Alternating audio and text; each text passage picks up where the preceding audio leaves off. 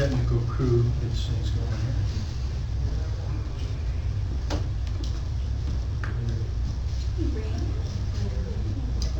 All right, we're going to start with the Volunteer Pension Board meeting, and we need approval of January 17 minutes for the Pension Board meeting.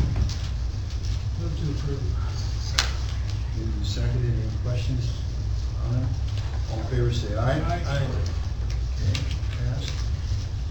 Volunteer stipend increase. Yes, Mr. Chair, Board, this year we were able to increase the volunteer stipends and stay within budget. And we also want to recognize a couple of our volunteer officers that we have on the staff and give them a little bit more of a stipend just because of their supervisory position.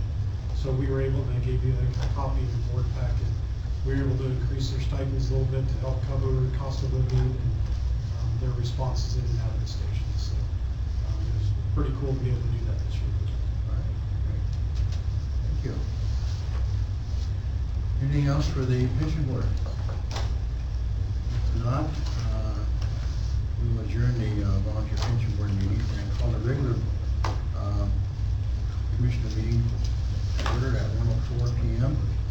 and we will stand for the pledge. I pledge allegiance to the flag of the United States of America and to the republic for which it stands, one nation, under God, indivisible, with liberty and justice for all. Okay, we're going to have a roll call, and it should be noted that Commissioner McPhail has been excused. He is on vacation. And it's nice to see Commissioner Crawford here after his shoulder issues. So Yep. thanks for making it. And we'll start roll call. We'll start over here. Henry Hollander? Dean Berkeley, Rich Boston. Bruce Ansel, John Brown, Jason Betterman. Joe Winchester. Is there anything public comment? Okay. Well, we will start right in with recognition. We have a special recognition here for Walking Lawns. Henry, would you like to explain how this came about? Sure, we were contacted, maybe a year ago, Steve, that Whatcom Lawns requested if they could take over the maintenance at our Weiser Lake station.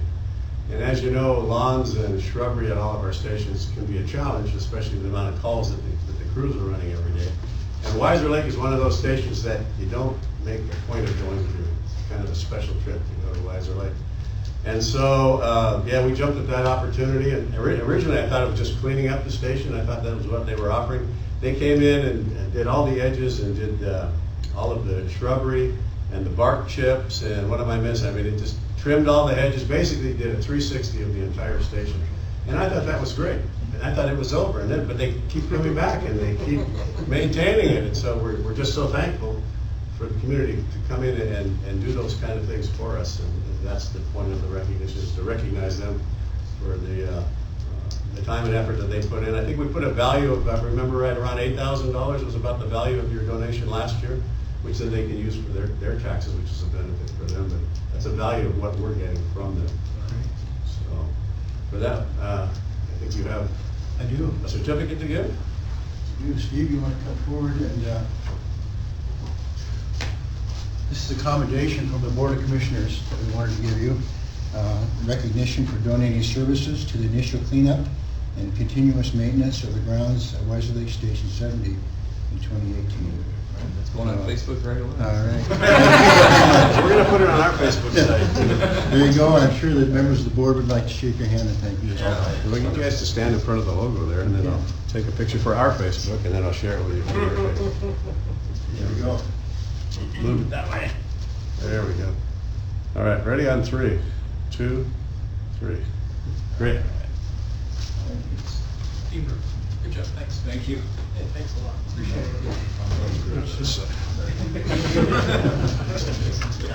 Thank you so much. We appreciate it. Thank you very much. Appreciate it very much. Yeah. Will we see you next year, same time? We'll be here. All right. I'll show you where my house is. All right. Bye-bye. Thank you. Thank you. I think that's the first time we've ever had that. That's awesome. That's a really cool thing that you're doing for us. How did it start? I think they just noticed that the station wasn't perfect, maybe a little less than perfect when they drove by. Yeah. Doing some other of their I think they have other customers in the area, and so they wanted to just donate their time. And I think they're right in the area. Yeah. I think they're right Yeah, down the they're- road. We're not like next door neighbors, so it was an eyesore. Yeah. Well, actually, their office address is East Weiser Lake Road. Yeah, it's So on the they're- other side of the road, down about a quarter mile. So they're right there, so it's kind of their neighborhood where they live. So they might just got Do tired of they us have messing up the neighborhood. a sign or a plaque on the property saying They don't maintained currently, by? but Would that be maybe something nice on our part to offer to them to say, Yeah, I these like that. premises maintained by? Yeah. I don't know if that's a conflict, but I don't know. It should be great. That'd be a good idea. I'll, Add that to a list of things to do, and so spare time before you leave. and then before I leave? Yeah, no, before you leave. I'll make sure that happens. I'll take a picture of it and bring it to the next meeting so you can see where it is in the area. Great. Thank you. All right, we'll move on to oath of office. Ready? All right.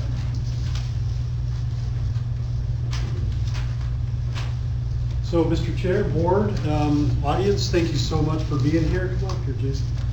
This is a really exciting day for all of us and for Jason and your family. Thank you, Megan, for being here. It's pretty cool. Jason, you went through a pretty good process to get to this point, and tested with some other folks in this department. And we're so excited to have you as our operations chief for a while, and we need you really badly. So, and you've already hit the ground running these last few weeks and done a great job. We're excited for the future with you here. So, welcome. I'm gonna go through this nice and slowly. So just repeat after me, and then when I get done, we'll have Megan come up and put a badge on it. Okay. You ready? I'm gonna go nice and slowly. I've got this broken down. All right. Okay. I state your name. I, Jason Vanderveen, Do hereby solemnly swear and affirm do hereby solemnly swear and affirm that I will bear true faith and allegiance that I will bear true faith and allegiance to the constitutions of the United States, to the Constitution of the United States, to the Constitution of the State of Washington, to the Constitution of the State of Washington, and to the people of North Wacom Fire and Rescue. and to the people of North Wacom Fire and Rescue. I further swear I further swear that during my tenure as Division Chief of Operations, that during my tenure as Division Chief of Operations, I will serve honestly and faithfully, I will serve honestly and faithfully, and will obey, and will obey, according to the laws of the State of Washington, according to the laws of the State of Washington, the Governor, the Governor, and the officials and officers of North Wacom and the officials and officers of North Wacom appointed over me. appointed over me. I will, to the best of my skill and ability, I will, to the best of my skill and ability, faithfully discharge all duties faithfully discharge all duties and execute the orders of my superior officers. and execute the orders of my superior officers. I will not be influenced in the discharge of my duty I will not be influenced with the discharge of my duty by fear, favor, or affection, by fear, favor, or affection, reward, or the hope thereof, reward, or the hope thereof, and in all of my doing, and in all of my doing, I acknowledge that I will be governed by the laws, I acknowledge I will be governed by the laws, rules, and regulations applicable to North Wacom Fire and Rescue. Rules and regulations rules and regulations applicable to North Wacom Fire and Rescue. applicable to North Wacom Fire and Rescue. So help me God. So help me God. Congratulations. Thanks, Chief. Welcome.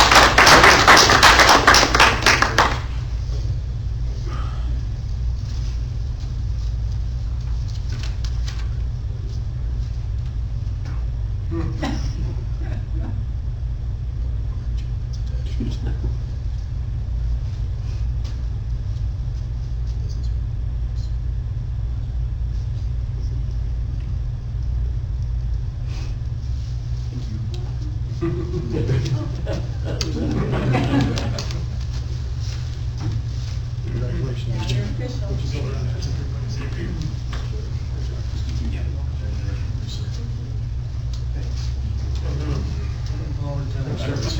Great stuff. Thanks, sir. Thanks, Chief.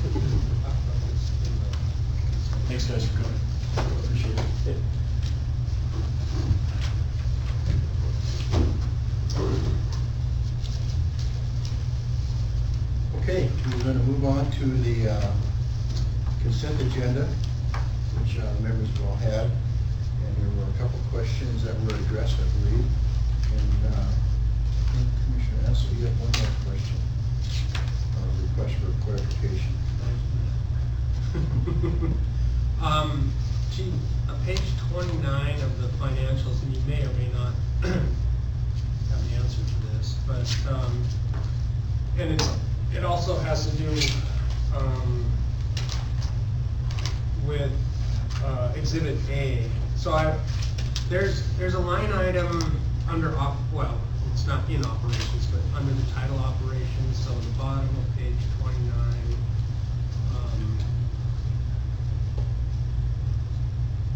Let you get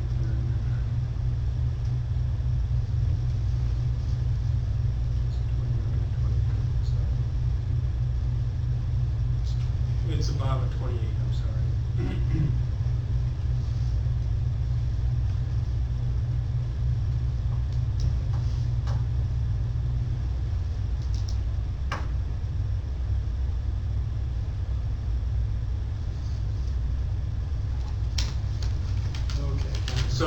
So you see the line says operations, then the next line under that is regular salary public relations officer. Yes. This is the first time that line item has been populated. I went back to last year and it's not populated, and then when I look at the Exhibit A that we just got this afternoon, it's not populated in the, oh, maybe that's because it was a 2018 budget, so that makes sense. I'm assuming this is the future fire marshal position. That's correct. So this is part of our new BIAS software that Right. we're trying to get navigating. So it's actually the budget is public education, Right. and it goes up instead of down. Right, yeah. So historically, Chief Hollander's position was funded out of facilities, and we moved his salary and benefits now into public education.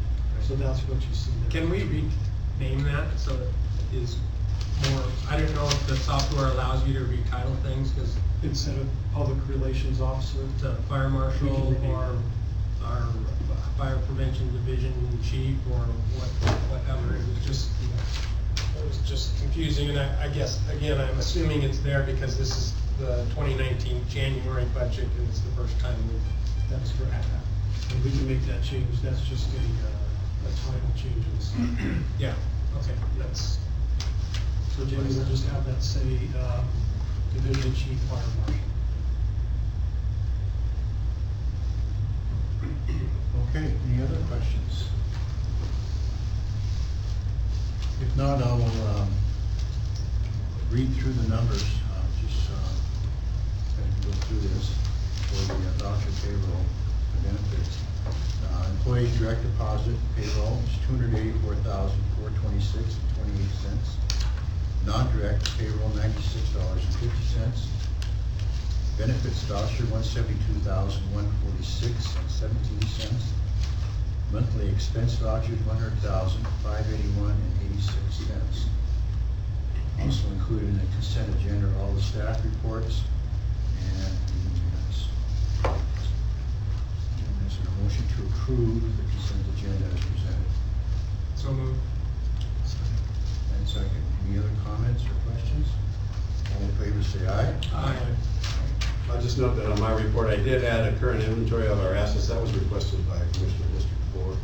When they were looking at the apparatus report, right. they didn't know which apparatus those repairs were making. So for this month, I just added an abbreviated version of our AP numbers and what apparatus they currently are as of today. And that was for that request from District 4. All right, thank you for doing that. Now I'm even more confused by all the numbers. Well, the AP number stays with the unit from the time we buy it till the time we Right. sell it. But that particular apparatus, fire engine, could be an engine here today, it could be an engine at Station 69 tomorrow. So that number changes all the time, but for service records and maintenance records, the AP number stays with it from beginning to end. And that's what the shop uses, and so it gets Right. confusing when the shop uses those numbers and we don't know which one of our apparatus it is, so that chart kind of spells that all out. The interesting part for me in all of that was how old our apparatus is getting. I left the years in there just for that reason. Yeah. So you know what age they are. Yeah, which begs us to figure out what to do about I that. know, I prefer not to look at their age. That does affect our WSOB as well. Prefer not to look at my age. That's a lot easier to hide. All right. Okay, commissioner meeting reports.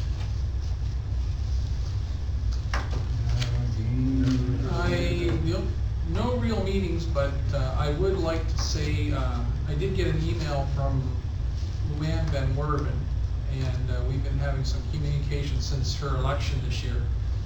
As some of you know, I've been pushing to get cursive writing back into the schools, so our kids can read the Constitution of this country and sign their name and mortgages, etc. She's informed me there's a bill in front of the House now that she has signed on that is going to make cursive writing mandatory in all public schools in the state. So just thought I'd share that with you. Thank you. I guess we had the meeting with District Yeah, 7. we met with District 7 board meeting. Commissioner Ansel and myself went and answered some questions about moving forward possibly with a rural fire authority. And there's a letter in your packet that came from their board that kind of explains where we're at on that.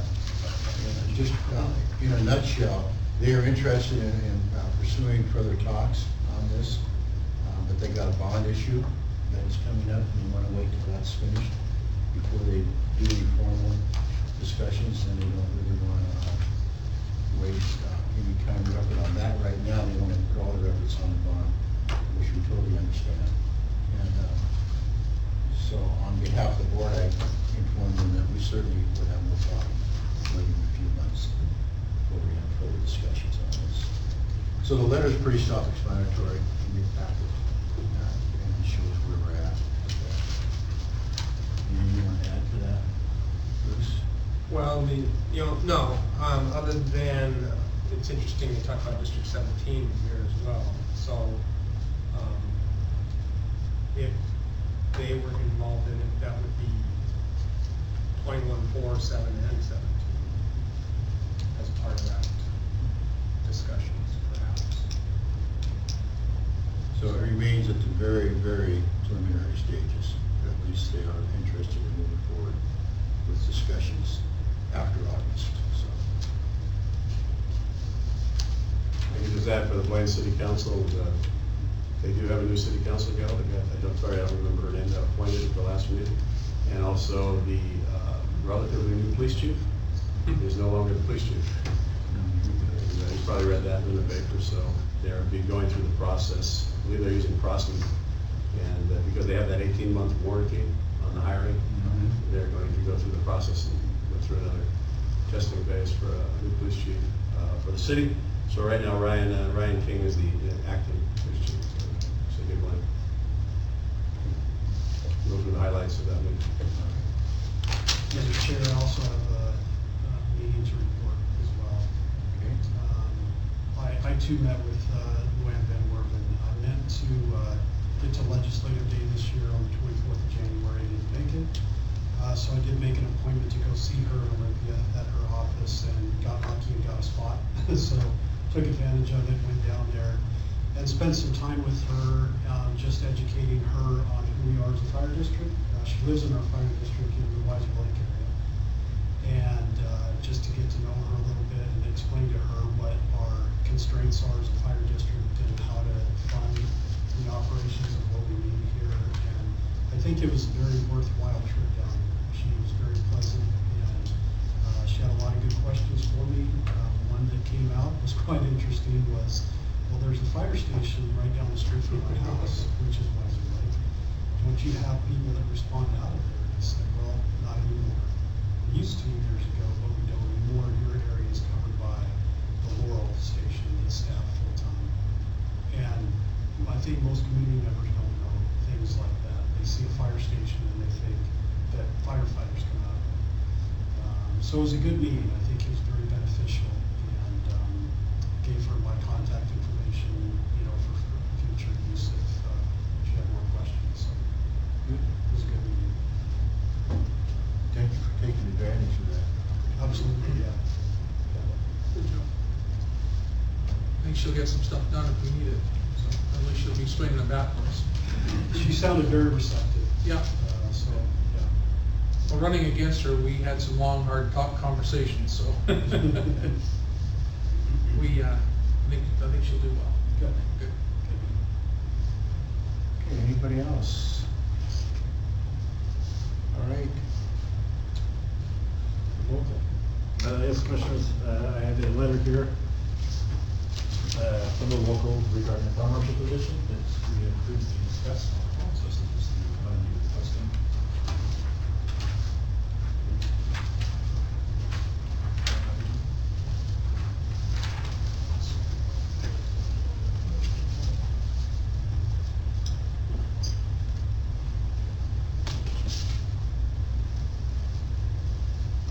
So this will be taken as information, and we can,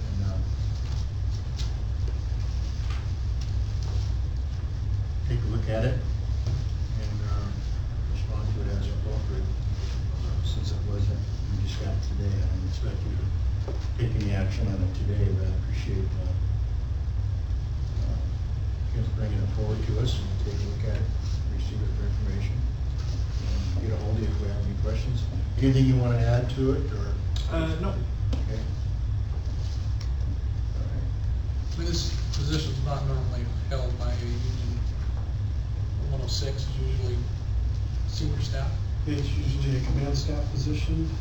We have had it years ago. It was staffed as a division chief fire marshal by a man by the name of Jim Bleeker. This goes back I remember Jim. 10 years or so, maybe 9 years. At least 10. It's been a while. So it's been a division head position, non-represented. Oh, okay.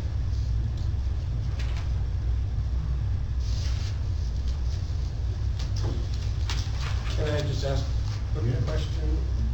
Is the desire more for it to be represented or it to be opened up to someone from within the department?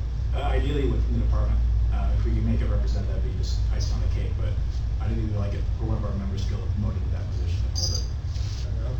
Thank you. Sounds good. Okay, thank you. All right, unfinished, legal. Legal.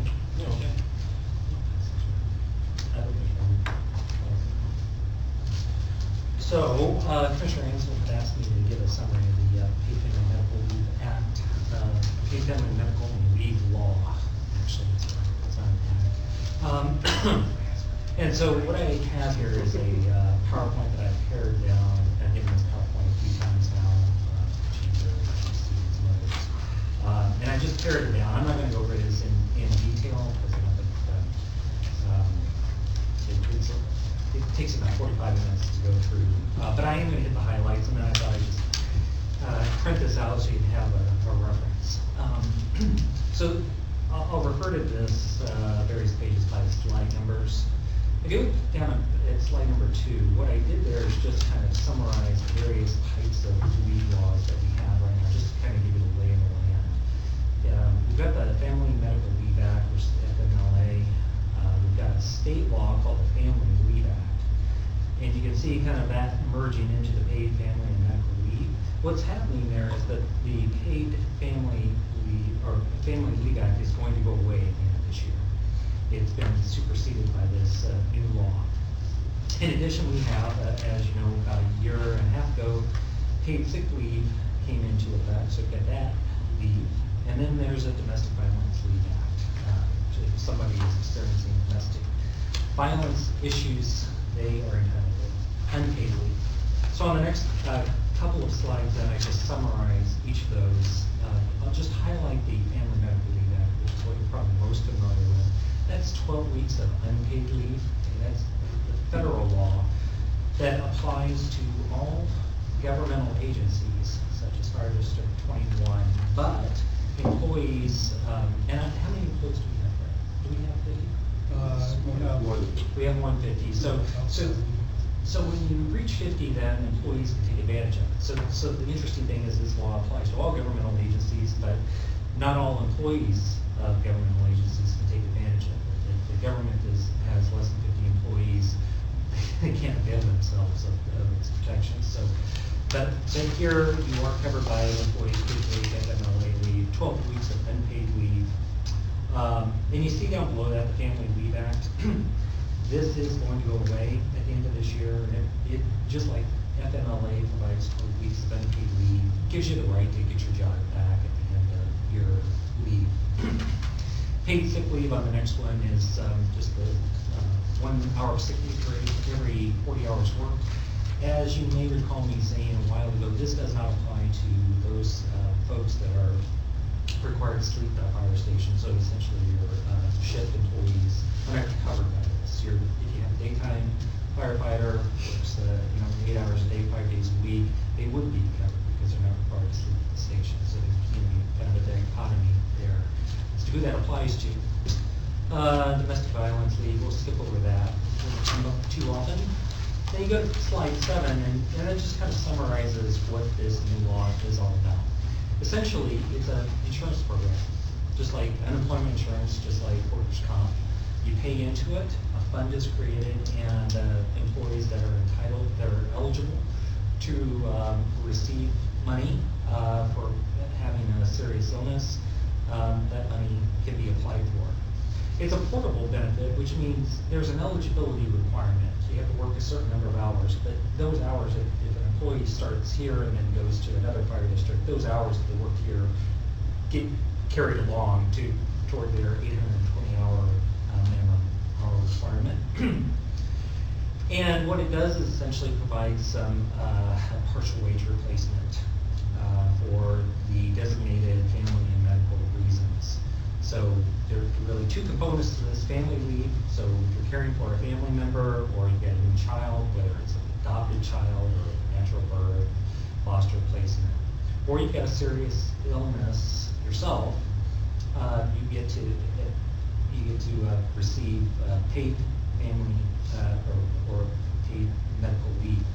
Now, it's a maximum of 12 weeks, just like FMLA, but if you've got a combination throughout the year of some paid family leave and medical leave, you can get up to a total of 16 weeks, up to 18 weeks. If you're a female and you're having pregnancy issues, that's how you get to the 18 weeks. You get an extra 2 weeks for pregnancy disability issues. So you can get up to a total of 18 weeks. Isn't that discrimination though? No. Up to a total of 18, but most employees are going to probably be capped out at 12. If you look at the next slide, what this shows you is just kind of where we're at in the process. This is a phased implementation. So they started collecting the money January 1 of this year, and they're building up a pot now, and then employees can start taking advantage of this January 1 of next year. So as it stands right now, nobody can avail themselves of this. It's just all we're doing is building up money. I'll talk about the premium payments in just a moment. This law has not been kind of the smoothest implemented law around.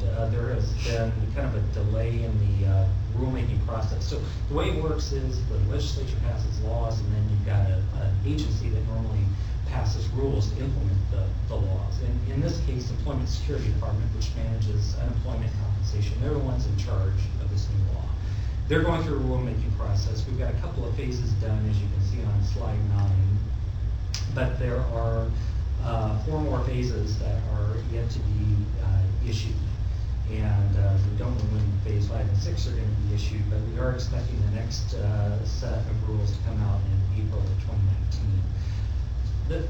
What this means is all the questions that most employers have and how this is going to work in practice are being answered by the rules, and we don't have all of those answers at this time because this is a work in progress. So FMLA and PFMLA are both for only 50 employees or more? Well, paid family medical leave will apply to all. So the state law will apply to all, as long as the employee meets the eligibility requirements, the hours. there's no job protection. So like the FMLA, if you go away for your 12 weeks, you get to come back to the same job or the similar job, right? One that's very close to what you left. If you work for an employer that has less than 50 employees, you're not entitled to the FMLA, and under this new state law, you're not entitled to get that same job back. So the theory is that if you're a larger employee, you have the capability to keep that job open. Smaller employer may not have that financial So ability. as it stands right now, the firefighter leaves here and goes to a department with less than 50. They're losing. Yeah, they They could. They would, and if they then had to take extended leave, they would not be guaranteed their job back. That's right. So if you turn to slide 12, it talks about the premium payments that are being made. And so this is a combination of deductions from an employee's paycheck plus employer contributions. So the total premium is 0.4% of the employee's wages up to what is the Social Security cap, and currently that's at $132,000. That'll, of course, change every year. 1/3 of that premium goes toward family leave benefits. So the state is taking that money and taking 1/3 of it, putting it toward family leave benefits. 2/3 of it is going toward medical leave benefits. You can see that for the family leave benefits, 100% of that gets deducted from the employee's wages. And for the medical leave benefits, 45% comes from the employee and 55% comes from the employer. Now, the employer can, if it wishes, pay any or all of the employees' share of the premiums. But there's no legal obligation to do so, which is statute's drafted that way. So if an employer wanted to, they could pay the employee's share. Go to the next slide, on slide 13, it kind of shows you a real-life example. And this just a quick and dirty example of take an employee that earns $5,000 gross pay in a pay period. So you got the total premium there. Again, it's 0.004 or 0.04%. So the total premium for that month is going to be $20, and the maximum employee share is going to be $12.67. And the minimum employer share is $7.33. And the reason I say maximum and minimum is because the employer would pay all of that if they wanted to. Next slide, deduction rules. So we have to be diligent about this, because if you miss deducting the employee share from their paycheck, you can't catch that up later. You can't take it from future paychecks. So you gotta deduct it as you go. Next slide. If someone is on disability leave, those premiums still have to be deducted. So in other words, if they're taking advantage of their short or long-term disability policy, yeah, no. You can't pay it. I don't believe so. I think because they're not getting wages at that time, right? Well, not. They're on disability, so Right. they're getting the disability payments. So I don't think the premiums get paid out during that time. And they can't catch that up. I mean, I'm trying to think about like left credits, like if someone's on a 6-month disability, they're not paying their left credits, but they're allowed to go back and purchase those, right. back. In this case, you can't go back and. No, but you're not Catch up. penalized either. This is an insurance program. Sure. So it's not like you build up, sure, you're not working toward your hour requirement, but assuming you met your 20 hours, you're gonna be eligible. So the next slide just shows that for employers that are less than 15 employees, there's some state assistance. Actually, that's a different slide, but it says here, no job protection for employees once they come back from the leave. And for less than 50 employees, the employer doesn't have to pay their share of the premium. They can, but it's completely voluntary. For employers, as like District 21 that have 150 or fewer employees, are eligible for grants for up to $1,000 per employee if you have significant additional wage-related costs, such as overtime, backfill, that kind of thing. And you're eligible for grants up to $3,000 per employee if you hire somebody at town, which probably isn't going to be the case here. But there are those assistance mechanisms available to employers of 150 or fewer employees. So the next slide just talks about collective bargaining agreements. There is a special rule for bargaining groups that had a collective bargaining agreement in effect as of October 1 of 2017, October 19th, I'm sorry, 2017. They're not subject to this. You can't deduct premiums from their pay until the agreement is opened up or a new agreement is signed. In this case, we do not have a collective bargaining agreement in effect as of October 2017. Did not. Did not, no. It was settled in 2018 after mediation.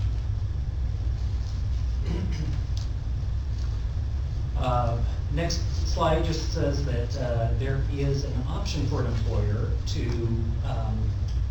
be exempt from this law and to create their own voluntary plan. And I did see in the Daily Dispatch where one agency, I think it was in Pierce or King County, I can't remember now, did create a voluntary plan. Advantage is that you don't have to any employer premium requirements, but you still have to have a plan that's as good or better than the state requirements. So it's got to be as good or better, and you have to get it approved by the state. You still have there's reporting requirements under this law, and you still have those same reporting requirements. And then you have to reapply every 3 years to keep the plan going. So there are some administrative requirements associated with that. Now, if you have a voluntary plan, you've got one additional kind of thing to, if you decided to go that way, you'd have to collect the money yourself. Rather than the money going to the state, you'd hold it in trust. And then if the plan ever got discontinued, you'd have to cough up that money and send it off to the state. You don't get to keep that any yourself. So there is that kind of trustee requirement that you have if you get a voluntary plan. Next slide just talks about your reporting requirements. Our first reporting is coming up on April 30th, and then thereafter every quarter. There is, last time I checked, an online tool for reporting that's going to be developed by ESD. Haven't come out yet. Got a records requirement of keeping the records for 6 years. Then the next slide talks about how this law is going to interplay with other laws. With Family Medical Leave Act, the federal law, these two leaves are going to run concurrently and run side by side. Now, an employer only has to pay, as you know, under the FMLA, you have to pay health insurance while an employee is out for those 12 weeks. And so what state law says is you have to pay those health insurance benefits only if the FMLA requires. So for District 21, of course, you would be paying. Workers' compensation, the two leaves do not run concurrently. So you can get your time loss, and that leave is independent of what you can get under a family medical leave. And the employee can't receive time loss compensation and the benefits under this new law at the same time. So you can't double dip for those two. Next slide, you can't be unemployed and receive unemployment compensation and get paid family medical leave at the same time. It's disallowed. And paid family medical leave is in addition to any disability that a woman may have during pregnancy. So there's, as I mentioned before, there's some additional couple of weeks that a female employee may be entitled to. Now there's a lot of questions that are just not answered yet, which I expect to see in the rules. But one thing that we do know is you can allow employee who has accrued vacations to go to paid time off to choose to either take that leave that they have in their bank or not to take the leave and to get their paid family medical leave benefits. Now, you can see that an employee has a lot of leave built up, probably don't want to take the leave because the amount you get under this new law is only going to be a percentage of what your wages are. So it doesn't make sense to do that unless you kind of exhausted your leave. And you can't compel an employee to take their paid leave. If they choose, if they say, oh, I'd rather just take my paid family medical leave benefits, then they get to make that decision. Do you know what percentage difference that is? So I've got a slide on that. Okay. Coming up here in just a moment. All right. Next slide just talks about. Next slide just talks about some questions that we don't have the answers to yet. So I'm just highlighting that we're going to be looking for answers as rules are passed. The next slide talks about eligibility requirements. Again, you have to work at least 820 hours even over the last 5 months. So first 4 out of the last quarters. First 4 out of the last 5 completed quarters, or the last 4 completed quarters, 820 hours. And as I say there, you can carry those hours over from employer to employer. Interestingly, on the next slide, if the employee causes the injury, they can't partake of paid medical leave. If they were committing an illegal act and got hurt, they can't get it, and some other disqualifying factors there. And obviously, if you're working a second job, if you're able to work a different job, you're not entitled to get it. So there are some. Unless you're covered under that job. Pardon? Unless you're covered under that job. No, I think what they're saying is if you're working at all while you're trying to take paid general medical, you can't do it. Right. So next slide just talks about eligibility. The term serious health condition is essentially the same as it is in Family Medical Leave Act. It's not for kind of the ordinary, the flu, you get a cold, things like that. It's something more serious than that. Usually requires you to take some kind of extended leave. There's some employee notice requirements. If it's for, if an employee knows they're going to be out because they're having surgery or they're having a procedure, they're supposed to give 30 days minimum notice. Obviously, a lot of these things are going to be unforeseeable. They're just required to notify the employer as soon as practicable. I talked about the next slide, duration of leave, and I talked about that on slide 30. So then the next slide, to answer your question about what is benefit amount. Well, I didn't include this because I don't think I included the formula in here. I might have taken that slide out accidentally, but I think it's around, I want to say 60%. There is a formula, and it depends on, of course, your average weekly wage, as to how that's calculated. Interesting thing about it is there's a 7-day waiting period before you can start getting those benefits. What is not clear from the statute now is whether that unpaid week, that waiting period, counts toward your 12 weeks or not. There's a difference of opinion amongst lawyers in the field as to whether you actually get 13 weeks and the first week is unpaid, or whether you only get 12 and the first week's unpaid. So we don't know yet. ESC is going to have to answer the question in the rules when they come out.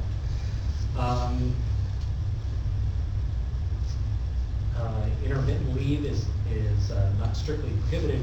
We don't have any answers on that yet. We're expecting to see something more definitive in the rules. And then on employee protection, again, get to come back to the same job with equivalent pay and benefits. Any benefits that accrued before the leave was taken can't be forfeited by using this particular leave. You get your insurance benefits for 12 weeks if the FMLA requires that.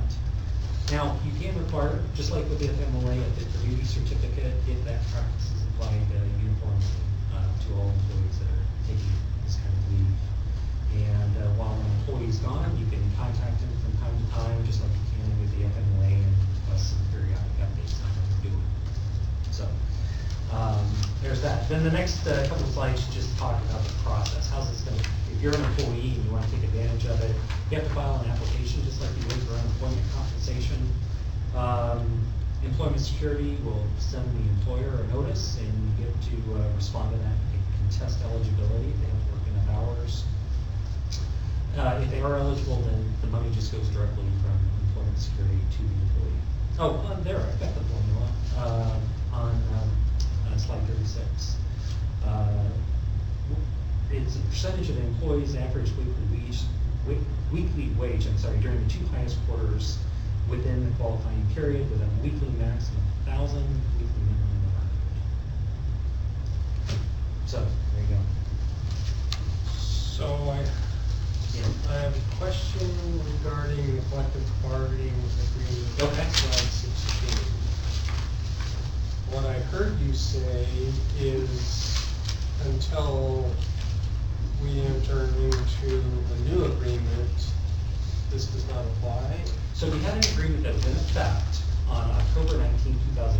2017, then nothing applies to that bargaining group until that contract is opened.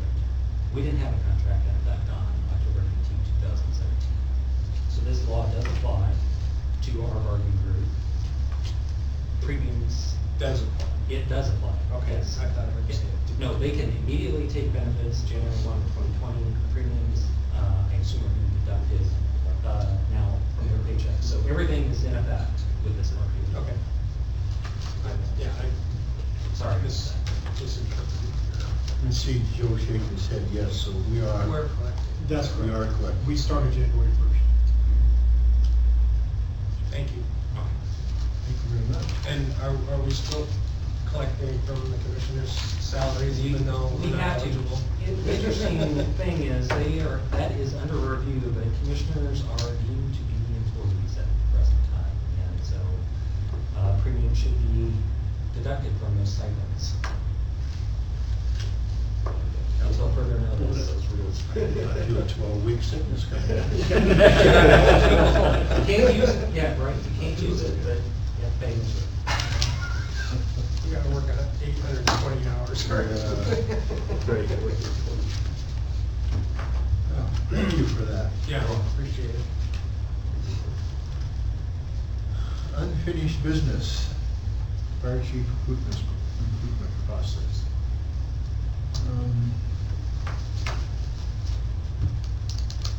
This question was actually asked to me when I went to the District 7 board meeting. And I said that we are, going to continue to pursue that, but we're not pushing real hard. We'll wait and see what happens with the talks. And those talks don't happen until after August. So we're kind of in a holding pattern right now for the fire chief recruitment process. That would be my evaluation of it, I guess, after meeting with them. Would you agree, Liz? That's what we talked about. I think. Which is not to say if something happened, or Right. something came along. This RFA thing, to me, it would be counterproductive to move forward strongly with an RFA, have a brand new chief with another department with an existing chief, and then decide who gets to be what or do what. So, if we can move along and continue to get the business done, I agree, we ought to hold off at this point. Not that we don't keep our ear to the ground and see what's potentially out there for the future, but, the wheels haven't fallen off yet, so we ought to stay the course right now. It's a lot of money to spend, and actually, after what happened to City of Plain, I'm a little bit leery about going out and doing Glad you brought that up, a Bruce. big recruitment, even though it is guaranteed. I'm, Not knowing what we're getting is the biggest scary part, right?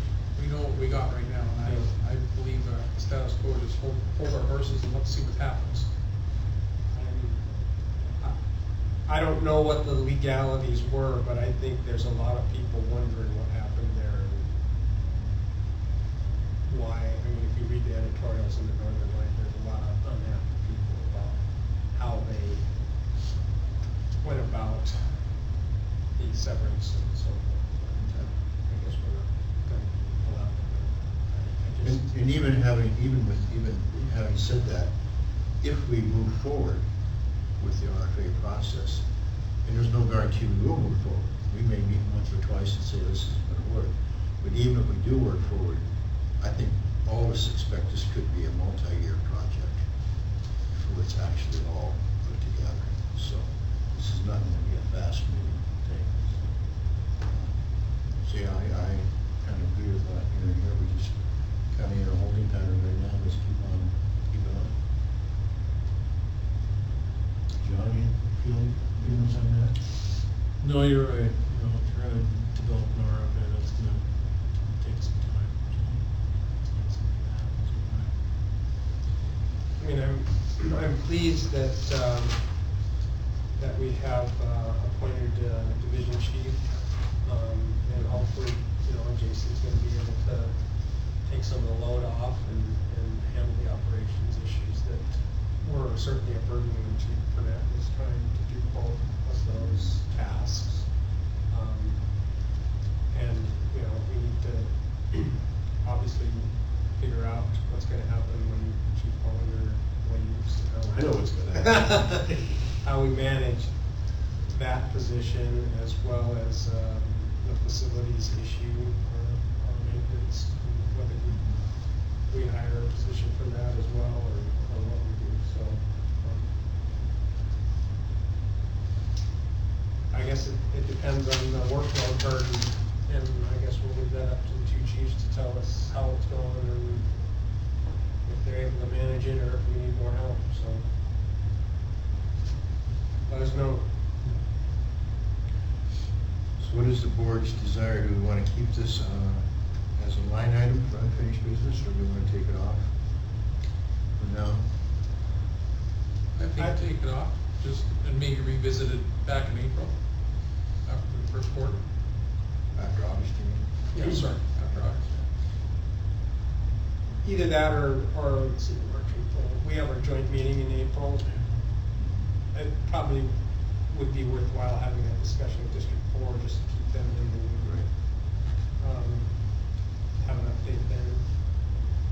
And they've been CC'd in all communications formats, so that they're up to speed on all this as we go along as well. So that's good. Let's leave it on for another month and then we'll decide. We're gonna pull it out for March and put it back on the agenda. We could do that. Take it off March, put it on April. Let's do that. Then we'll decide after April. All right. Mitigation revenues, action requested. Yes, board, we had visited this a couple of months ago, and you had asked for our district attorney to review some of our mitigation contracts. And since that time, he has done that and replied back to us and said that our suggestion to allocate $39,881.63 towards our LTGO bond fund was appropriate according to the contracts, and it fits into that criteria of mitigation. And so we ask action taken on that today, that we can reallocate some of those funds to there and help to reduce our obligation towards, which is ladder 63. And we've done that same process in the past as well. At the end of this year, that will be paid into. So this will help to reduce the overall burden of that fund.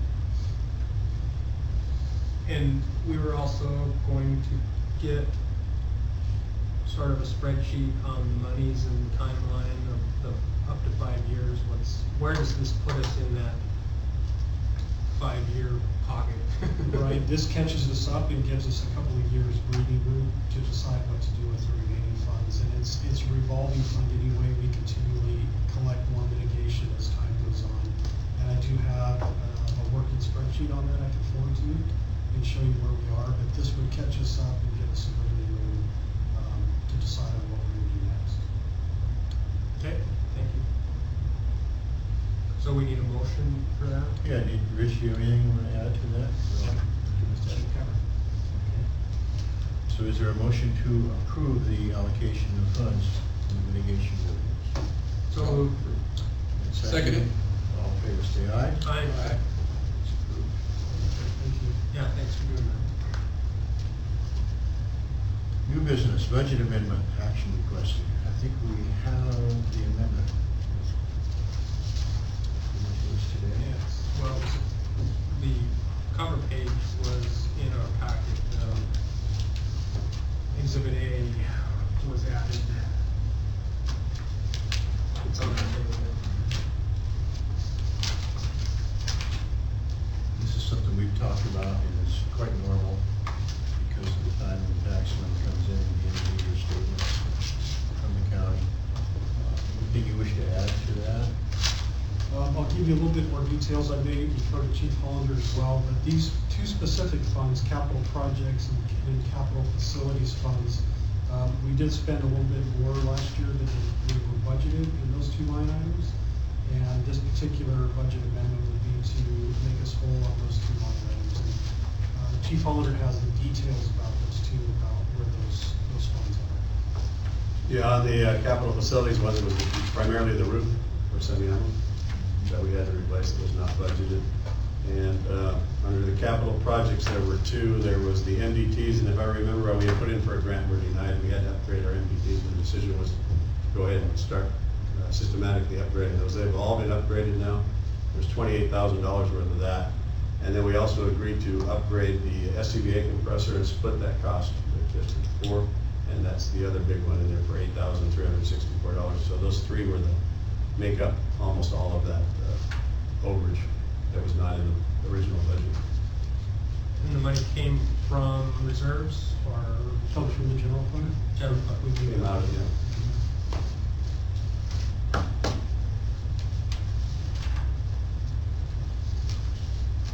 Okay, is there a motion to approve the budget amendment? Move to approve. Second. Any other questions? Nope. All in favor, say aye. Aye. Discussion payroll software issues. Yes, Mr. Chair, I can address that a little bit. We purchased a new software program for payroll last year. The name of the company is Bias, B-I-A-S.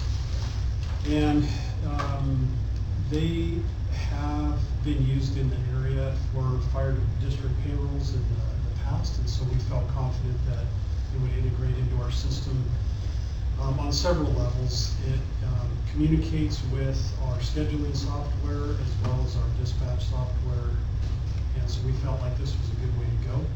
Our older software did not have those capabilities. So we bought it, we put it into play last year, and during this year's tax season, they found that there were some issues in the way some of the formulas were signed. And so we experienced some problems when our W-2s were issued. It took quite a long time to nail this down, and we actually had to reach out to some professional people here in Bellingham to get some answers, and we did find out there were some formula problems. They've made it right.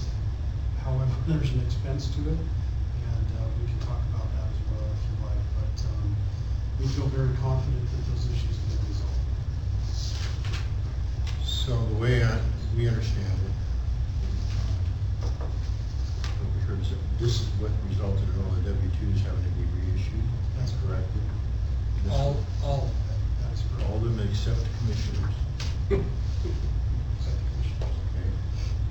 And the cost is ours, although the mistake was theirs. That is what we are seeing so far, so there's a discussion behind that, yes. There's also a cost that we incurred with a CPA firm here in Bellingham to help us make sure that those corrections were right. So we hired a CPA firm to double check that we had it right. Do you know how much that was? $881. And then do you know how much additional staff time was spent trying to run this out? That one I'm not sure I can give an answer right this second. I'd have to do a little bit of research on that one, but it was extensive. If I were to give you a number right this moment, I would have to say an additional 30 hours or so of additional time it took to go back and to look at this.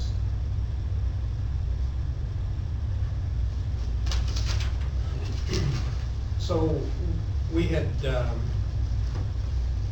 Rich and I spoke with some of the administrative staff, with Benita about this. It's significantly frustrating for her,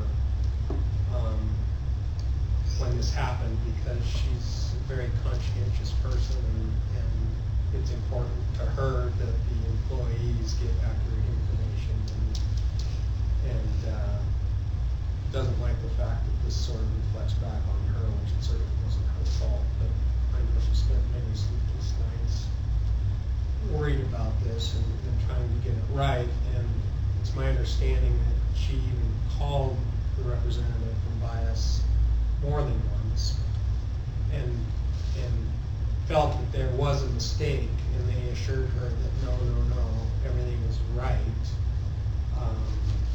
And she continued to be concerned about it and follow through on it. And ultimately was contacted by a higher authority at the company who wanted to make sure things were right. And I think on this document that we have in front of us, at the very bottom, it talks about the items that were set up incorrectly in their software program. And so the union dues were incorrectly set up as a pre-tax. The deferred comp was incorrectly set up as a post-tax. Dependent health care had been set up wrong. And then interestingly, at the bottom of this, they say that the cost should be paid by the employer. And I don't know if that's the bias people or if this is the CPA people. But That's the bias people that are saying yeah, that. so I think No, this is, no. Oh, I'm sorry, the Bruton firm is the CPA. okay, so the CPAs are saying we should bear that cost to Yes. fix it. Well, And I'm- that's what they charged us. Right, Yes. right, so, okay, I see. Not So to fix the software. right, so I don't know if we can or should, but I mean, I would like to go back to bias with a letter requesting some sort of reimbursement for our time and effort and CPA costs that if our contract didn't specifically state that we're liable for all of their mistakes. And maybe have our attorney write a letter to them saying that, you know, we're concerned by this and we appreciate the fact that it's now fixed, but it led to a lot of extra staff time and inconvenience to the employee group and additional cost to the department, and we'd like to be reimbursed for that. Do you know what the contracted bias is, how much we pay them for this? Well, it was, I don't know Heather, if you remember, it was there was a one-time fee, I know, for the software package, and I think there's an ongoing. It's an annual fee, but I don't have it now. But I don't know what that is. Two questions, Joe. We'll get that for you. On this whole thing, but Bruce is basically hitting the point. First of all, when we bought the software package, they were paid to set up the software payroll package for us in Whatcom County in the state of Washington, correct? Yes. Period. Did Benita program the software package? She just caught the error. It was, yeah, she caught the error through, yes, through her office. Basically, we did not program it. It was a mutual setup consultation process between Bias and North Whatcom to get it to fit our agency. Okay. So with our CBA, step increases and all the things that go into that. So it's a little more convoluted than just saying that, here's your software package, it's Oh, ready to yes. go. Okay, that's It why I'm is- asking that question. It is quite extensive to integrate that program into our system to fit our needs. So yeah, it's not a off-the-shelf type. Yeah, no, I understand that, it's a custom software, but the thing is, it's where I'm trying to get to. Did we have any involvement in the programming and giving them the figures to put in? If we didn't do that, then it's on them. If we did do something about it, then it's a little more convoluted. So we wouldn't have been involved in the formula side. We're not involved in formulas. No, those are things. We're involved by inputting names and giving people social security, that's different. That's correct. So If it's we on them- rely- Yeah, we rely on the software to do its job and give us the ability to just put in numbers. Then it's on them. You know, we would hope that the cells are formulated, Yeah. especially the tax side of it, that those things are set up correctly. That's what they do, that's what they design, it's on them. So So- there's my opinion, man. So who incorrectly set up the pre-tax and the post-tax? Are they gonna say we incorrectly set that up, or was that a already program set up from there? I'm not sure how that's gonna, I I'm not imagine sure how that's gonna- what they're probably gonna lean on. Either way, I guess we have to answer that question first. Yeah. Did we tell them that the union dues were supposed to be pre-tax or post-tax? And if we did not, and they set it up that way, then that would have been on. us. Because I assume what they do is they have a formula 50-50. that Joe was talking about that determines whether something's pre-tax, post-tax, but a decision has to be made initially as to whether it is. Right. And then the formula is created. So I think maybe a little bit of fact finding by Joe and me, if appropriate, commission's consensus is that if we feel that really some responsibility here lies with us, then we go ahead and issue a letter on behalf of the district to try and rectify the situation, which could involve, since there's an ongoing payment, you can credit toward future charges or something. There you go. That was simple. So 2 steps, and the second step would be pinned on the first. Thanks. So are we in agreement to have them move forward with that? Benita just texted me and she's saying they set it up. Okay. She's watching online, so that's her comment right now, that they set it up. I think yeah, we should. Here we go. So it sounds like letter time. All right. How does the board feel on that? I'm good with it. Of the video. Okay. Well, good. All right. Thank you. Thanks, Benita, for response. I guess it's nice to have that screen. Okay, Chief Hollander's replacement. Put that on for another year. Yep. All in favor? Sorry, can you repeat that? Kathy just texted, she said yes. Yeah.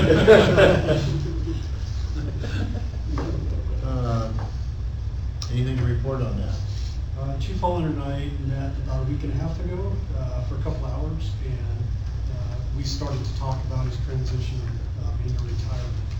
And it's pretty funny because over the years, he's absorbed a lot of the duties that have just come across his desk, and he's picked it up and run with it. And so I really wanted to get a more in-depth feel on what he does every day, because we don't have that close of an interaction. He's up in Birch Bay, I'm down in Bellingham. I know that things get done, but I didn't know everything he did. So he put together a nice list. It's about 3 volumes of the things that he does. And I've started talking to Jason about some of the things. We've talked to some of the captains about it, and there's a lot to be done. And when our new position gets filled in the fire marshal's office, of course they'll absorb a lot of what Henry does, but there's a lot of things that need to be done as well that, quite honestly, I'm not sure is prevention. It's more facilities and a lot of other things, IT and, just a lot of things. So we're still in the process of trying to filter through all of that. Some of the ideas that have come up have been potentially a civilian position for facilities, to hire somebody back on a part-time basis to help us maintain all of our buildings and whatnot out there. That's always a good idea to do, and maybe we can talk about some more of that. We're still in that process, trying to figure out what to do with all of this stuff. Does a lot of stuff. Do we have anyone in the organization, whether it be paid or volunteer, that would possess those skill sets that could either be an add to, or, maybe we've got someone in the volunteer ranks that knows how to do all that stuff? Potentially. Potentially. Hard to say, but how many hours a week on average would be spent on the facilities and maintenance piece of what you do versus the fire prevention, fire marshal duties? Is it a 50-50 split? On average, No, because it's I not know. 50-50, it's so intertwined, right? You're just Right. doing one thing while you're doing the other. But if you were to make that like a civilian job, I would think it would be probably a day to a day and a half a week. It depends on how much you want that individual to do, Right. and how in depth. Right. I could certainly do 16 more, to but I 20 hours a week, maybe? it would not exceed 20 hours a week. Okay. One of the ideas was, after he retires, was hire him back part-time. There's nobody else in the district that knows it better than him. So, that might be an option to think about. It's certainly not unheard of.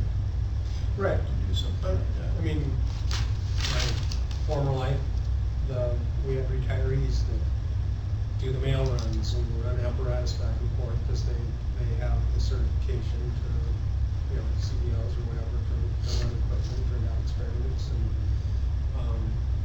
it's a good fit.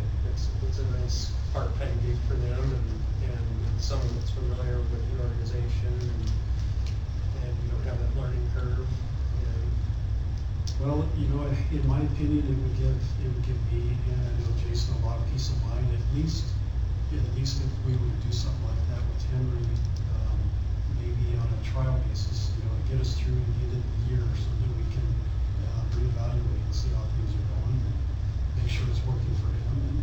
is Henry interested in something? Well, I want to see it obviously continue, and if that's what it takes to find somebody to permanently replace me, or if it works out for me, because it only takes 1 day a week and it's flexible, and we can talk about all that. I also don't know what the impact would be on my retirement benefits. I haven't had a chance to look into that. So there's a lot of questions, but I wouldn't want to rule it out right now. Keep it on the table. Are there any employment issues that we would run No, I don't think so. I think that was the issue that I was. The retirement benefits, I don't know. You're left, are you paying or what? Yeah. If it's a PERS position, does it? Right, if it's a civilian position, if it's not a left, if you go back to work in a left position, then you have to forfeit your retirement. But if it's not a left position. Or if there is no benefits because it's part-time. Well, but it depends on how it's classified. So if Less you than 18 retire hours, with I think it- left and take on either a, what would we call that, when we just, or, I don't say ad hoc, there's a title for it. Anyway, We were just talking about that as like a contractor on a 1099. Right. So it'd be, Independent contractor, I don't think there'll be a conflict then. Those are the questions we just need to research. We can research it. well, it certainly would give us some wiggle room if you were willing to continue in that capacity until we completed this whole thing. And when I say I'm only spending a day or a day and a half a week on facilities, now that's the minimum. I mean, a lot of facilities need a lot of stuff, I just don't have enough. Sure, no, that's I what mean, I'm I saying. could spend 30 hours a week and the buildings would be gorgeous, right? But it's just how much do you want to put in, Right. how much do you want to maintain? Well, I mean, Pretty much, I'm just keeping them Right. open. I think it's a 20-hour-a-week position personally, but that's just, I mean, we've got a lot of facilities, we've got a lot of equipment, and I think you could, and if we're talking computer piece too, that's, I think 20 hours would be. How do computers get tied into the facilities? Well, they were always there. They've always been, because they're inside the facilities. And mitigation and. I see where this is going. It's like a yard sale, it's in the yard, it's, You know, as long as Battalion 76 goes away, that's the biggest. well, we may, Yeah, hometown again. in all seriousness, we may find out, if we start this, that it should be a full-time position. Yeah. We don't really know until we start going down that road. You add some other We start jobs to it. defining all these things. It would be nice to be able to test that before Right. we jump in with both feet, so. And I guess I would be willing to do that. Okay, Thank you. let's pursue that a little bit. thank you, Henry. All right, fire authority we already talked about. Porter, go ahead. Do we, I mean, we've all got our little booklets now. Do we want to start sort of gearing up at all? I mean, is it wrong for us to maybe form a committee before we embark on that process, to just kind of do some of the groundwork here before we jump in with anyone else? Is there any reason why we can't do that as a board here, gearing up for an RFA discussion? You can form a committee of Yeah. just this board? Sure. You can do that, yeah, just. And it probably makes sense to do that, just to get a jump start when August rolls around and District 7 is to start on. I mean, I think, you know, there's a lot of things we could do ahead of time to be ready to go. One is just get up to speed. and, you know, talk with labor some more and administration and just find out what our wants and needs are. And kind of go in ahead of the game rather than behind when we get started. Well, I'm looking at their second to the last paragraph on District 7's letter, where they're saying in the interim, we would like to perhaps work with some response agreements and joint training opportunities with your district. So, I mean, they're already thinking too, maybe in the interim. Well, that, to me, that's sort of separate with, you know, the chief. But I mean, the and- process of Right. looking at this.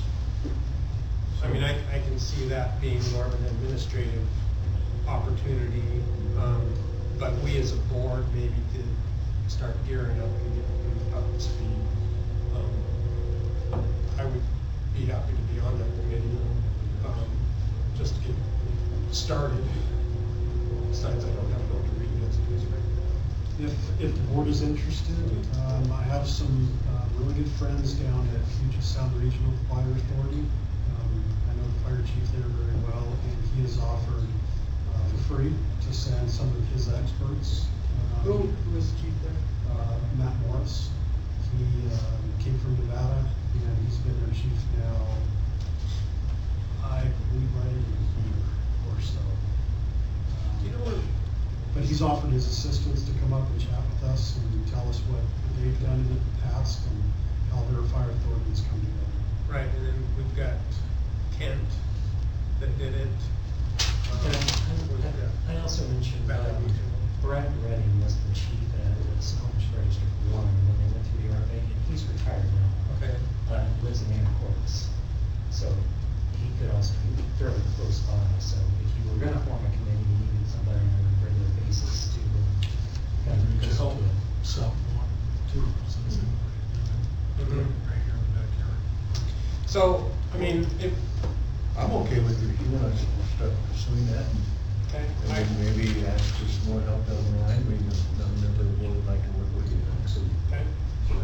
I mean, it's obviously gonna require some meetings, and that's up to the board's discretion to say, yes, go ahead and go to some meetings. I would be willing to do that if the board is. I agree. No problem with me. We might have a That'd be district good. board member that would want to participate. I'd like to learn more about it. Right. I'm not sure I fully understand what the regional fire authority means versus what our district is, so I would really like to understand more of that. Did everyone get it?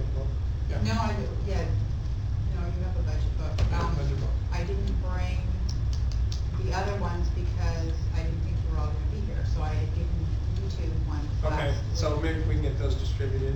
Yep.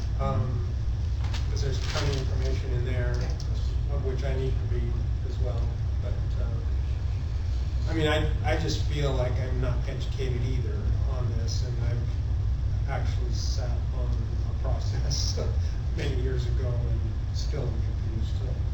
So you could actually help educate us. Well, that would be the plan, is as I gather information and insights, I can bring it back and maybe give a report now and then. I think we would be, if you're going to really do that. I will do that. Okay. Port of Bellingham mitigation waiver request. Henry, I think you wanted to. Yeah. address the board on that. So as you know, we've had our mitigation program in effect now for 8 years, 9 years, something like that. As of last August, the city of Blaine has adopted impact fees. And so that's kind of replaced, they've adopted our mitigation fee into their impact fees. So this particular project for the Port of Bellingham is down at the harbor. And they're taking an existing building that has 22, basically a mini storage, 22 units that store the fishing gear for all commercial fishermen for the most part. They're going to be replacing that with a building, a brand new building, 22,000 square feet. The original building was built a long time ago, 50 years ago. And so they're coming to, they went to the city and asked to have the traffic impact fees waived. And the city granted them that because they said there's really no impact. The units are there, they're going to go away, new units are going to come in, it's the same amount of traffic impact. And then now they're coming to the fire district and saying, you know, we don't feel we should have to pay a $10,000 impact fee because there's no significant fire impact either. And I guess my struggle with that is we've been billing all of the other construction projects that have required SEPA. For example, the school has replaced buildings, but the impact is the same.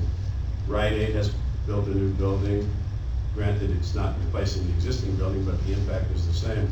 And so if we start reducing any of these fees significantly, I think we're gonna end up with piles of these letters at every one of the board Sets a meetings. precedent.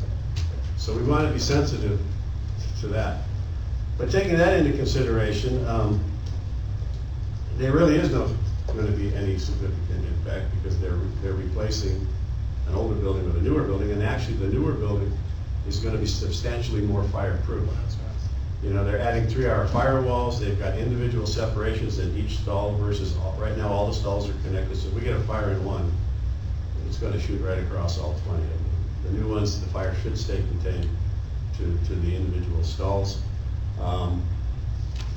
It's going to be a metal building with tall concrete footers and steel beams and steel roof. Currently, it's basically a pole barn building. So the fire risk is less. So I talked to John Gibson, the engineer, and I explained to them, I really don't think we can waive the fee, but can we look at maybe mitigating or adjusting your fee to be a little bit more reasonable because your project is a little bit different. They are willing to add some construction features to make it more fireproof and extinguishers in every one of those 20 stalls. And anything else we would ask for a reduction in the fee. So I proposed to him this morning on the phone, I said, if the board would agree to a 50% reduction in the fee and you would agree to implement some of these fire code things that we're requesting, would that be amenable to you? And he said that would be amenable to them. So my recommendation to you is a 50% reduction for this particular project. It is unique. Is there any desire, need, ability to sprinkler that facility? They can certainly sprinkle it, and that would reduce their fee down to about $2,400. But it's not a requirement. Okay. to sprinkle it. Are they interested in sprinkling it? I certainly gave him that option, and that's not his first choice. I'm sure that the expense of that would be a lot more. More than Is it 5,000. a heated facility or not? Ooh, we did not address that question. I can't answer that one because I don't know. So it could be a dry system or something like that. How many square feet are you talking? Well, it's a total of 22,000, and that's why the fee is so high. It's basically split into 210,000 to 211,000 square foot. And we don't have an ordinance for square footage sprinkler requirements? There are ordinances for sprinkler requirements, but this project does not meet it. Did we give the school board a break on anything? No. But they didn't request it either. They were happy to pay it. They get a lot of service from us. You know, we go there at least once a week. I can't remember the last time we went to one of these marine warehouses in my 20 years, maybe one time for an aid call. Right. I don't think we've ever been there. Have we ever, Ray, you've been here as long as I have. Have we ever been on a fire? Not a fire down there, 8 calls. 8 calls. So I mean, the demand, definitely the demand is not there. This is it goes to the uniqueness of the site. It's unique. There truly is going to be less impact. And it's difficult for me to get a legal opinion because our legal staff works for both the port and us.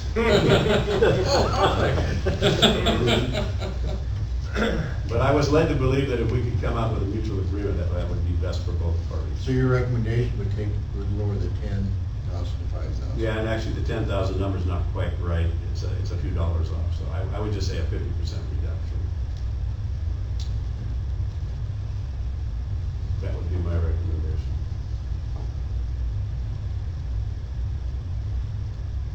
See, any legal issues? I don't think you're gonna get a comment. I just wanted to test them. Certainly can't weigh in on that.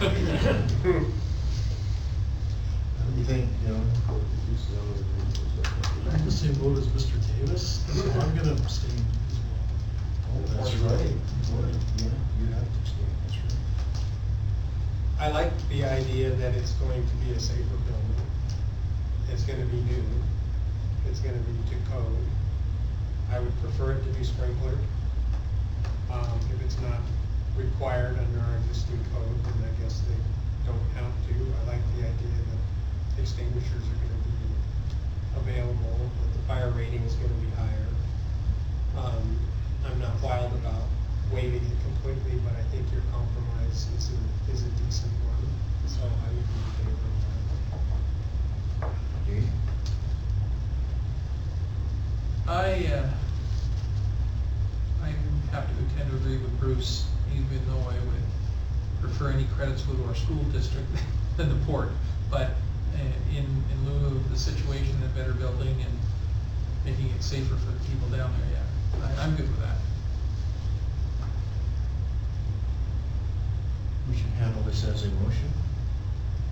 I think that'd be best. So the motion would be to accept the recommendation of Henry, that we lower it from 10,000 to 5,000 for this, that we lowered 50% for this, 50%. this one-time unique situation. It's still substantially higher than a sprinkled fee, because that's only like 12 cents a square foot. This would be 50 cents, 49, so we'd be dropping it to 25 cents a square foot. Okay, so I would make that motion. Is there a second? I'll second. Any other discussion? All in favor, say aye. Aye.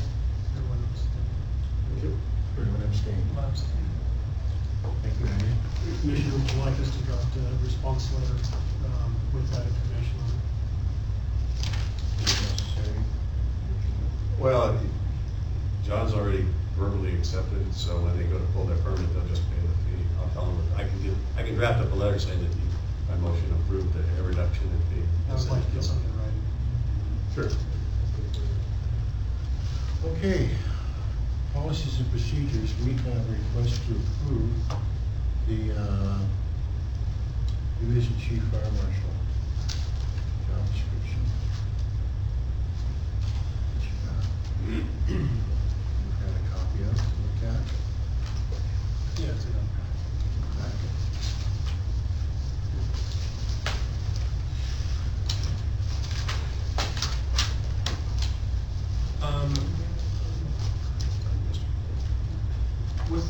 Did this policy exist as a fire marshal policy It did. from '07? This was an old policy that needed to be refreshed, so we went through and we refreshed it to meet current fire marshal job descriptions and educational requirements, and that kind of thing. Okay. Most of it remained the same, but some of the changes were simply just in the educational and certification requirements.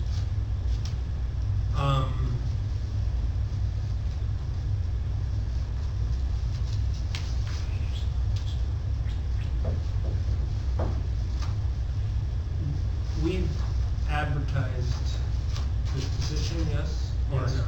Yeah, it has been advertised. We went through Daily Dispatch, Western States.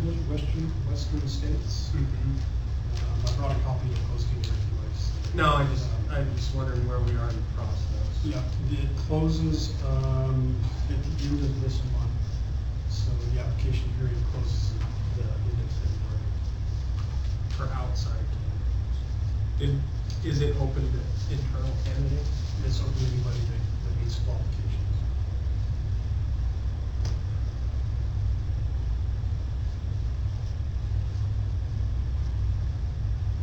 The only, I guess, I don't have any problem with policy per se, except that we now have this letter from the local, and I don't know what the specific issues are that would need to be changed in the requirements or any timelines to accommodate an internal candidate. And I guess my question to you is do you have any objections to an internal candidate if we have one? I mean, if we could work with someone internally to make this happen within a reasonable time frame? Well, so I don't agree that this should be a solely represented position. We need a chief officer. I Yeah, think I'm just- eliminating that would be really detrimental, but. Aside from that, as far as having someone internally come up, into this position. And train them up into it? Right.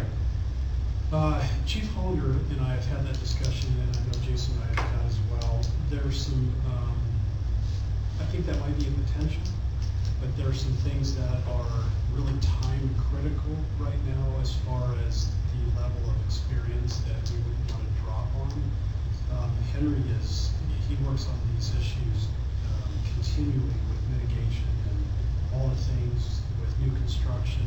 I'm afraid that that if we took a time period to train somebody to do those things, we may be missing out on an awful lot of things in that time period. Would you agree with that? I think that would be our highest risk, yeah. Because we have to stay on top of all of these new building projects, and now coming into spring, it's really starting to crank up like it did last year. And there's oftentimes at these TRC meetings where projects, if we're not there, they don't recognize that mitigation even applies to that project. It would go straight through without we have the potential of missing out, I think, on mitigation funds. So, How far off would we be from having someone qualified to do that? I don't know what the plan check training time, just for that component of it. You know, I would give us probably 12 months of a window to get somebody at least familiar enough. And that's just book knowledge, that's not field experience in this, so. See, I had the benefit of being there with Tom Fields. You were there when we went through the whole process with the developers and I have all of that background and worked with all of the developers. Somebody has to build that whole relationship up. We would. But a new hire would anyway, right? That's what I was gonna say, the new person have to. But they would have already the skill set to do plan checks. They could look at a set of plans and say yes or no. Yeah. So not only would they, and I think hiring from inside, I would support that 100%. I'm just concerned about the mitigation process. I mean, you had the fire investigator could be taught. We could use the county. We use them now because I don't have that certificate. So a lot of the things would work fine, and you could go a year and get somebody brought up. My biggest concern would be the mitigation. We've got a ton of money invested in that, and it's starting to come back. I know education is very important, and I understand the concerns about the book, but I'm tending to go with more of the old school, like with Henry, that we've got him here. And if we can hire somebody from the inside and bring them up, I'm for that always 100%. And they can shadow and learn while he's still here. That's just sort of my opinion.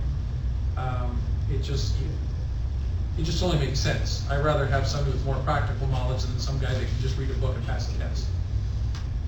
Right? That's where I come from, so.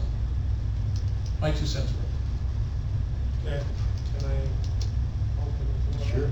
Could I just ask a question? How many outside applications have we received? Do we know? I don't have any. We haven't received any. So I know we still have 7 days, but we haven't received any. at this We've point. had a response from one gentleman over the phone, but we have not received any applications yet. So this may become more pertinent.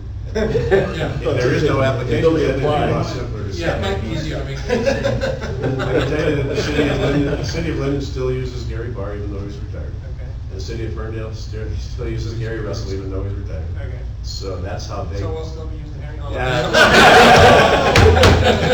I shouldn't have opened my. There you go. No less than 35 hours a week. Yeah, 39 or less. Yeah, so 20 plus Yeah. 60 hours. Do people in the department know that it's available to them? I mean, it's open, I right? would guess, It's open, but the requirements are what is the biggest factor for members not applying currently. And specifically, The fire marshal requirements that are listed on the right, application. but do we have anybody with any sort of inspection, investigation? No. There's a couple people that have some of those certificates, but not interested in the position. One member is very interested, however, he is missing several of the requirements that are being asked. But again, that's knowledge that can be gained. Yeah. Train have that. Yeah. Well, I guess if we approve this job description, these aren't hard, fast qualifications, they're recommended qualifications, I guess I need to read it. Minimum qualifications, I would just like to clarify that I am all for supporting our own folks. Sure. Yeah, no, no. I really am. I think that if we have somebody, more people, interested in these positions, I think it's fantastic, I really do. That the reluctancy just really lies in dropping the ball on stuff that we should be doing. That's my feeling. I mean, you can still approve the job position, and it's up to the board and yourself to accept a person without those qualifications. The person would be very well-rounded and be perfectly rounded. Right. Open the doors. If we could get them up to speed quick enough. Yeah, absolutely. Yes. You know, they have to be, motivated and eager to learn. Some of these things you can get off the line, or get on. Some of them we can, sure. And again, I wouldn't want to lose the chief's position. That's something I don't, Right, no, yeah. we have to have that for a lot of reasons, we have to have that. And I can see down the road, as we build our prevention division, to add positions to that may be a representative position. I think that would be really great. But I wouldn't want to lose the chief's position. No offense to the labor group. I believe it is our desire as a board to have it be a division chief position as a fire marshal, and that's a non-representative position. I would like to see more people in a fire prevention division. It was one of my goals when I first started here in 2016. And maybe, with time, that's where we go, as we bring up inspectors or pub ed people or whoever that fit in a prevention division managed by a division chief. So, I think there are some great opportunities, and I think it's a great opportunity for line personnel to transition into that is less physically impacting at some point in their career, so that if they were forced to retire for physical reasons, they could continue on with their left benefits and stay working in the department that they want to work for and make a decent living. So,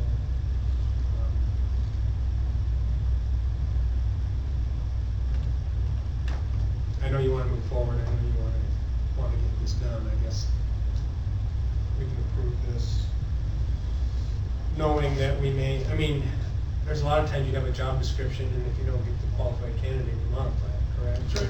Or you make an exception based on other experience. So this is the desired qualifications, but they're not cast in stone that we couldn't potentially modify for any candidate. And if there is someone in the department who would really be good for this, but has not met the qualifications, if he's willing or she willing to get them, make a case to it, to us, I mean, I think we need to open to Absolutely. show us that this person can do it.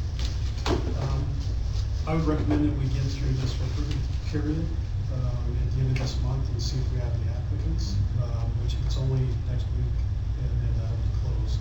If we have no applicants, then I think that's a great time to reevaluate and maybe come up with some ideas to do something like this. Approved. All in agreement of that, and then, in the meantime, we will, the request is to approve this job description as presented. Is there a motion to do that? I'll make the motion. Is there support? questions or discussion? No, I think that's fair. All in favor, say aye. Aye. Okay, it's approved.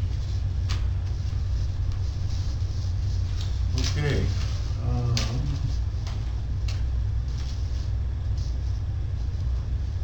correspondence. Yeah, here, it's all in the packet. Next board meeting is March 21. That work, date work for everybody? As far as you know? Seems to be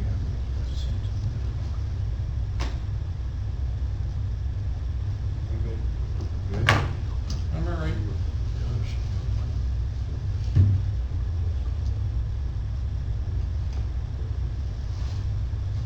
All right, I'm good for that too. Okay, agenda items for next meeting, anything, let's see. Any unfinished business we need to have on here? Are we involved in the CERT training? Yeah, other than probably providing facilities.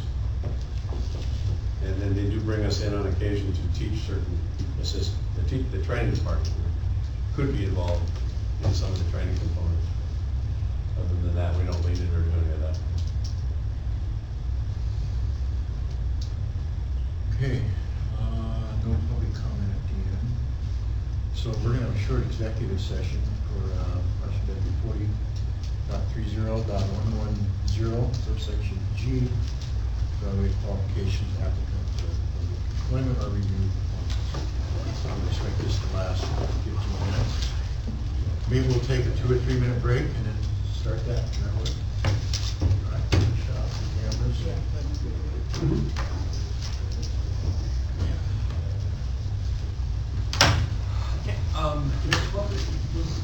But you're not expecting any action Right, after, I'll right? give you this phone number. No, we're just gonna shut it off.